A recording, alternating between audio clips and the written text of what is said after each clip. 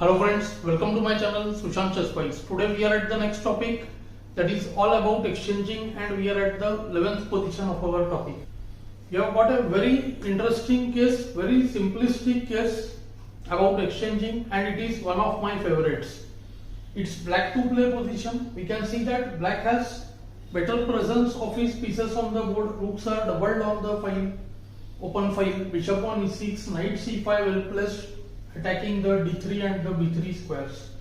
White wants to either play f5, make this bishop go away, or he wants to play nf3 and put pressure on e5. Also he would like to trade the rooks. Black here actually never gives white any chance and makes a very nice combination. A combination which, if we see this example 2 or 3 times, we will realize that actually it's a combination of great length and forces everything till the king and pawn endgame. But that is not my point here.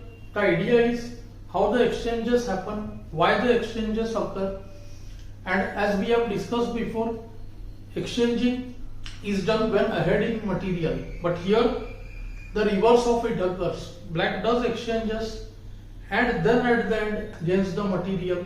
So it's like a combination happening in the game. Black has presence on the d file, so he obviously considers the move nd3 and rook d3. The move rook d3 at first is very unusual, because why give the exchange, right? But a little calculation and we realize that after rook d3, bd3, rd3, if king goes to e2, there will be the move bishop g4, winning back the exchange very easily. Black starts the combination with the fine tuning of moves. He first goes e takes f4, g takes f4. Do note that king f4 just allows rook d2, rook d2, rook d2 when the knight is lost. So g takes f4 first. Black goes rook d3 check. An excellent move forcing bishop d3. Otherwise again the d2 knight is lost. And now comes rook d3. Of course white played the move kf2 here. After ke2, it's again small combination which leads to a forced win. bg4 check, ke1, bishop takes d1, rook takes d1, knight takes e4. And after knight e4, rook e3, kf2, rook e4, black wins one of these pawns, making him 2 pawns up, which would win easily, of course. So white went kf2 after rook d3 check. Still black goes bg4. Idea is simple. If the rook leaves, then rook d2 check. There will be 2 minor pieces for the rook, which would make the position clearly better.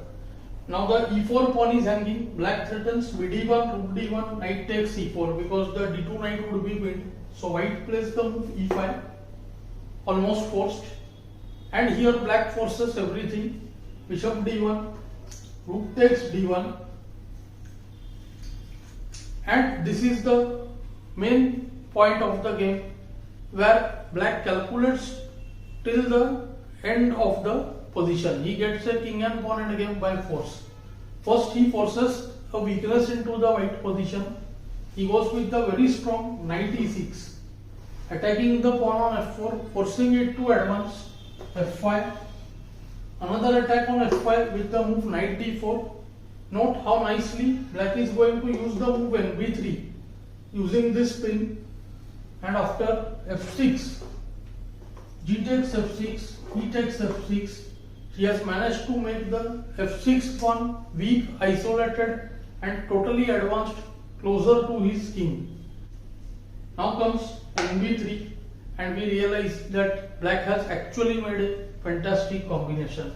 King e2 forced, rook takes d2, rook takes d2, knight d2, kd2. The reverse has happened. The exchange has first taken place and now black is going to win material. There comes kd6. Here actually white chose to resign. He could have tried one line, interesting one, king c3, ke5, kb4, kf6, not for the pawn on a4, because after king takes a4 we can see that white is nowhere in the race, because after kf5, f5, kb6, f4, kb7, f3 or c5, in both cases black pawn comes up, becomes queen way before.